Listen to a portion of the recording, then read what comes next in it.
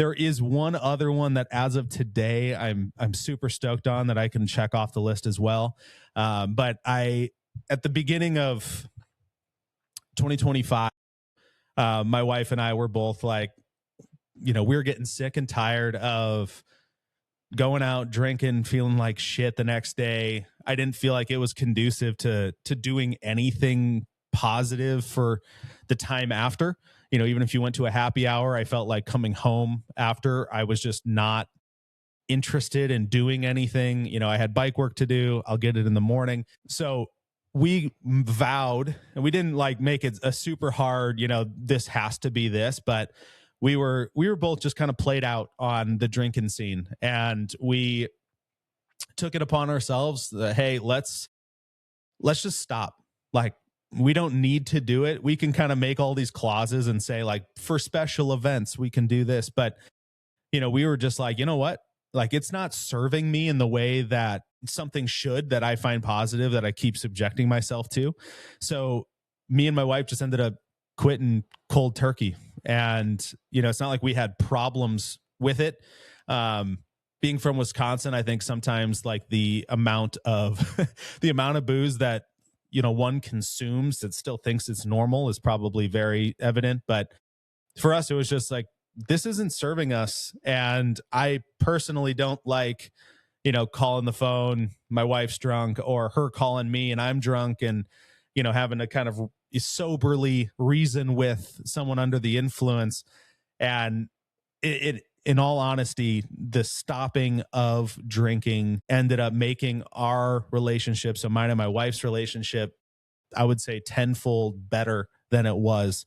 And it instilled so much trust in one another. And I think it also kind of just like equipped me with like the feeling of, dude, if you can just quit that and not give into the peer pressure and all the social sides of it. And trust me, we were in plenty of situations where, having a drink sounded great, with your buddies. I mean, one of my best friends' weddings, but at the same time, it was like around that 4-month mark of not doing it, you end up having this kind of weird shift mentally where it's like all of the things that before I wouldn't get nearly as much satisfaction or fun or that adrenaline rush from, or not adrenaline, but more that dopamine hit from, just started becoming more fun.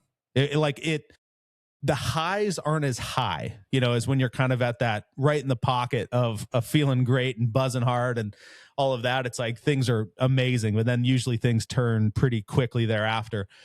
And it just started to kind of even out the day where it was like I was getting a lot of satisfaction and fun and dopamine from things that I didn't think I would get those from. And the highs weren't as crazy high, but like, man, like going to a wedding and still not drinking, but like dancing and just having a good time. Like it still was such a good time for me going to a bachelor party, being able to be the DD. But, I think, and it also really helped that all of the buddies around really, like, they weren't pushing.